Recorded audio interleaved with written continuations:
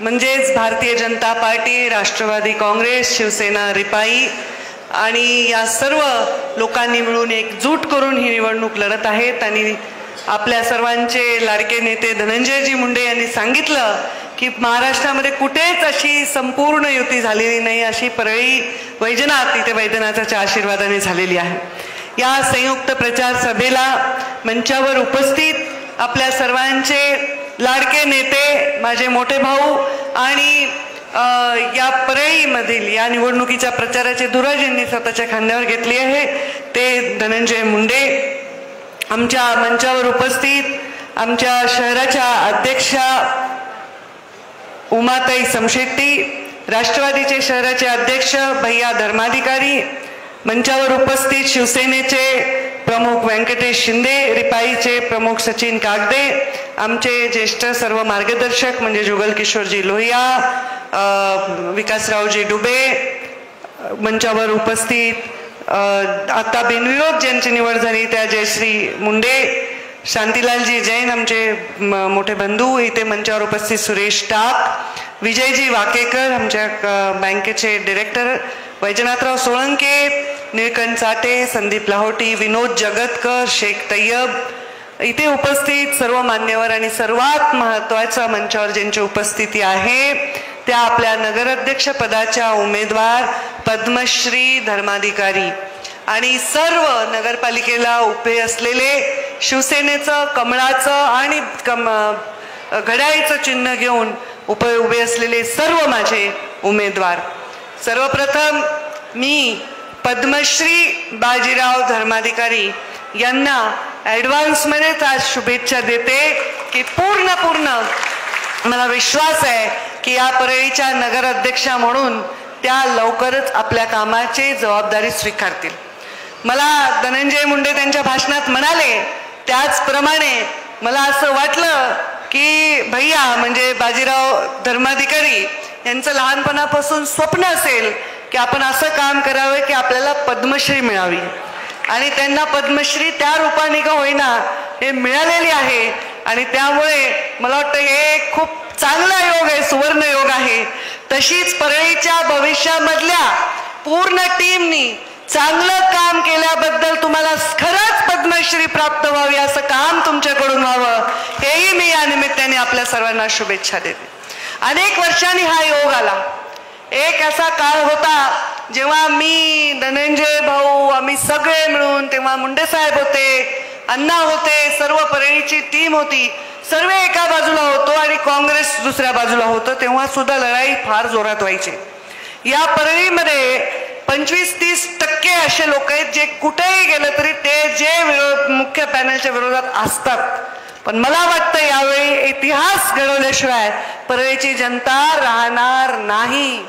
धनंजय मुंडे जेव्हा निवडणुकीला उभे होते त्यांनी सर्वाधिक जास्त मतांनी निवडून आले, त्याच्यामध्ये या युतीचा पण फार मोठा योगदान आहे। कारण जे मत कमळाचे आणि घड्याळीचे एकत्र आल्यामुळे एवढी मोठी ताकद निर्माण झालेली आहे आणि हे बघितल्यानंतर ही ताकद आता हलू द्यायची नाही असा निश्चय आम्ही केला आणि निवडणुकीच्या रणांगणामध्ये पक्षाच्या आणि व्यक्तीच्या निवडणुकीमध्ये परळी हरली नाही पाहिजे हा निश्चय केला आणि म्हणून ही महायुती आम्हाला घडवण्यामध्ये यश आलं। स्वतःचे स्वार्थ, स्वतःचा इगो आणि स्वतःचे सगळे जे काही विषय आहेत ते आम्ही बाजूला ठेवले आणि परळीच्या विकासाच्या दृष्टीने ही शक्ती एकत्र राहण्याची गरज आहे आणि म्हणून ही युती केलेली आहे। माझाही अनुभव आहे, धनंजय मुंडेंचा, धनुभाऊंचा अनुभव तर जिल्हा परिषदचा आहे। मी जिल्हा परिषद स्किप केली, मी एक पायरी उडी मारून डायरेक्ट विधानसभेत गेले। तर आता त्यांना विधान परिषदचा अनुभव होता, मला तो नव्हता, आता मी तोही घ्यायले। म्हणजे आमच्या अनुभवांची वेगवेगळी आमची उलाढाल चालू आहे। पण या परळीच्या प्रत्येक वॉर्डातल्या, गल्लीतल्या राजकारणाचा, इथल्या सोशल इंजिनिअरिंगचा अनुभव त्यांना 22-23 वर्षाचा, मला 20 वर्षाचा, 2-4 वर्षाचा फरक आहे। या एवढा मोठा अनुभव एकत्र जर आपण केला तर या परळीला भविष्यामध्ये मोठ्या अशा आपण एका विकासाकडे नेणार याच्यामध्ये माझ्या मनामध्ये बिलकुलही शंका कुशंका नाही। ही परळी नगरी आहे, मुंडे साहेबांचं नाव या परळीपासून आपण वेगळं करू शकणार नाही। या परळीमध्ये मुंडे साहेबांनी जसा इथे जन्म घेतला आणि इथेच शेवटचा श्वास घेईपर्यंत काम केलं, तसंच या परळीच्या विकासाच्या साठी सर्वतोपरी त्याच्या विकासाच्या पाठीमागे उभे राहायची माझी भूमिका आहे।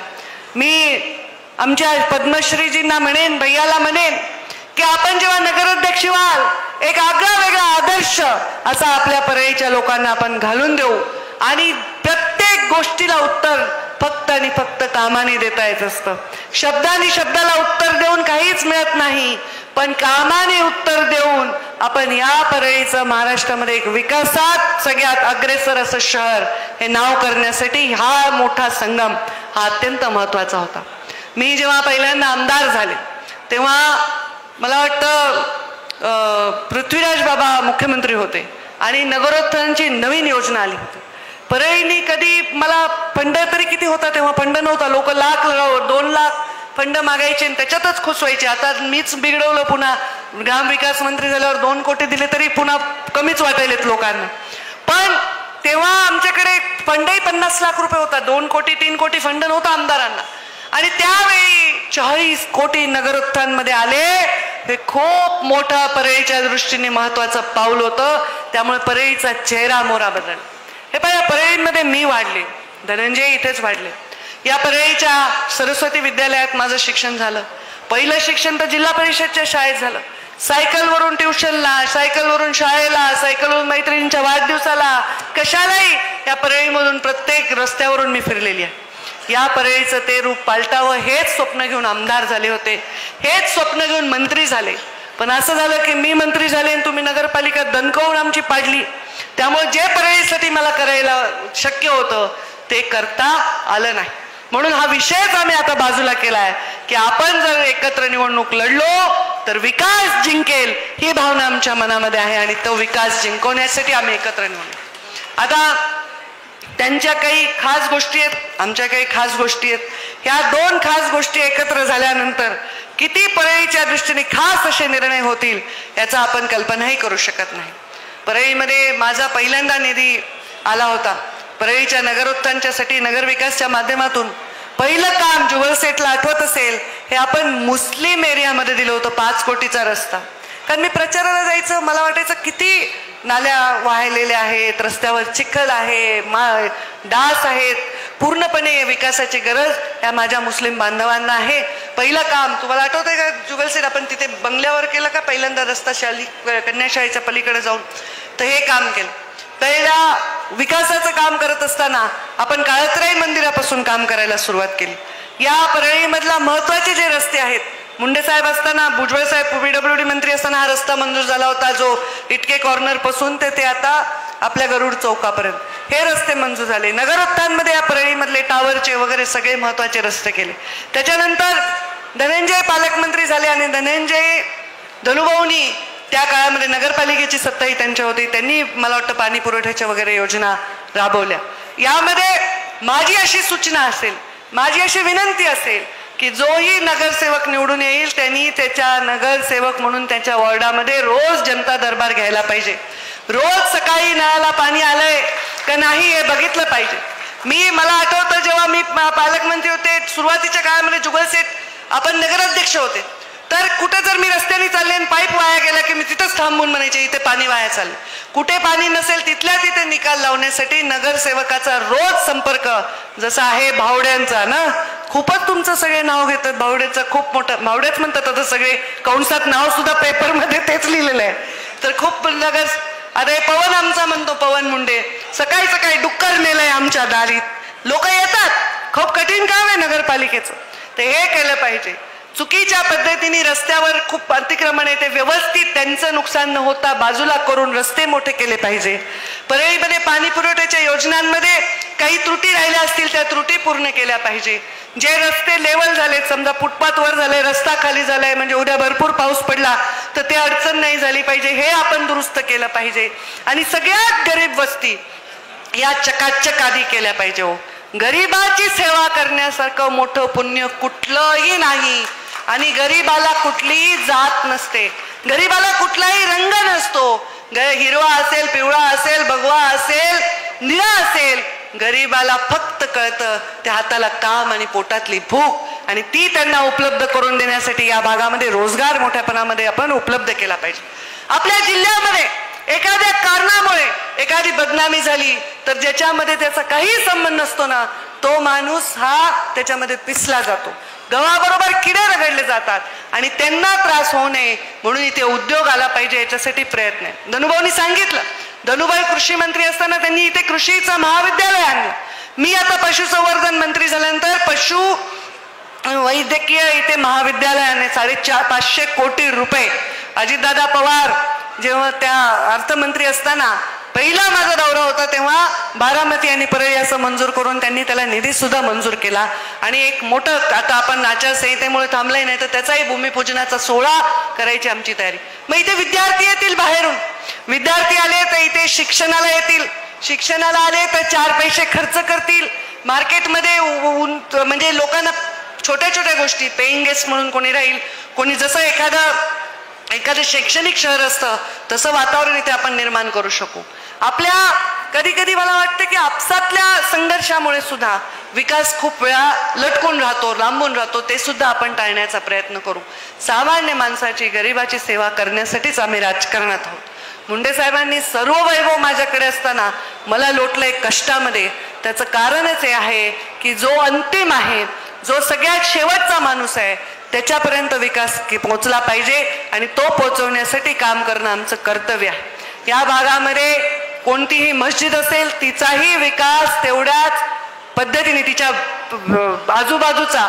मला आठवतं मी मागच्या वेळी एकदा खूप एक नालीचं पाणी चुकून म्हणजे पाईप वळल्यामुळे मस्जिदीत जात होतं तेव्हा तिथे थांबून तो विषय मिटवणं. म्हणजे प्रत्येकाचं जे धर्माचं मोठं स्थान आहे, जिथं त्यांचा एखादा बौद्ध विहार आहे, इथे एखादा मंदिर आहे, या सगळ्या गोष्टींचा समान पद्धतीने त्यांचा सन्मान करून तिथे विकास केला जाईल.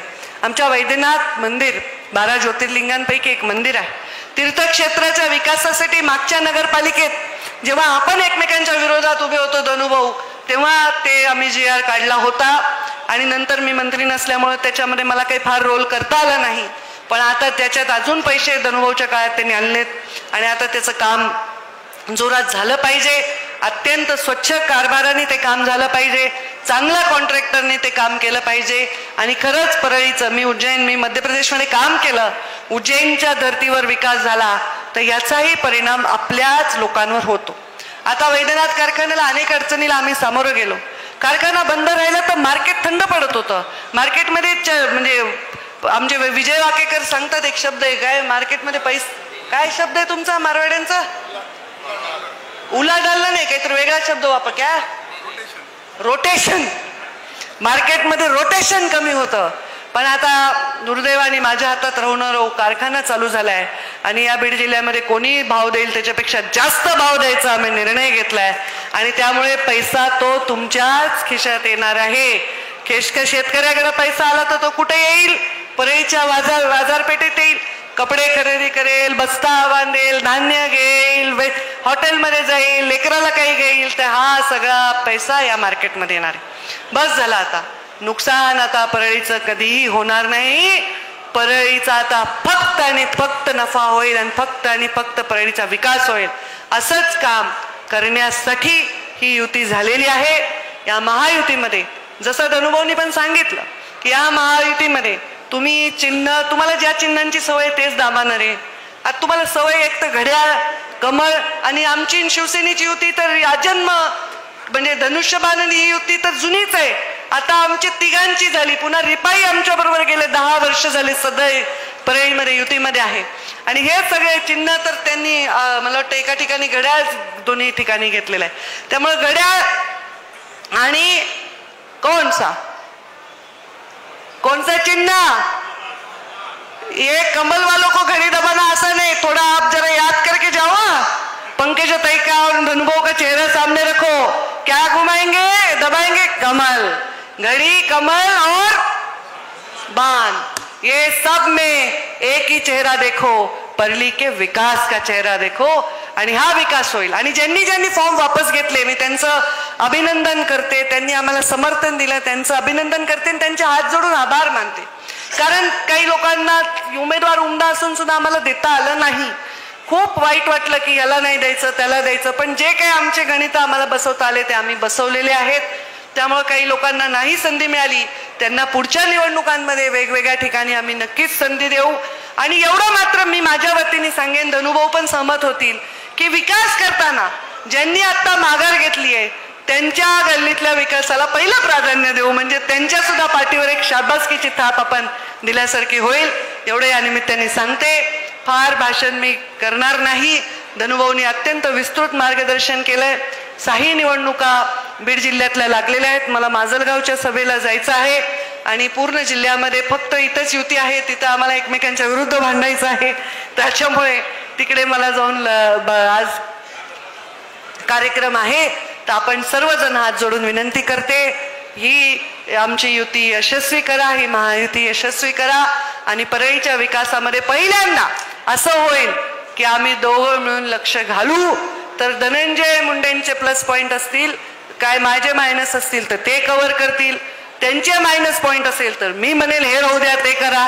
तर एकमेकांना आमचं धाक लावून आम्ही तुमच्यासाठी चांगलं काम नक्कीच या निमित्ताने करू असं या निमित्ताने सांगते आणि माझ्या वाणीला मी विराम देते. धन्यवाद. जय हिंद, जय महाराष्ट्र.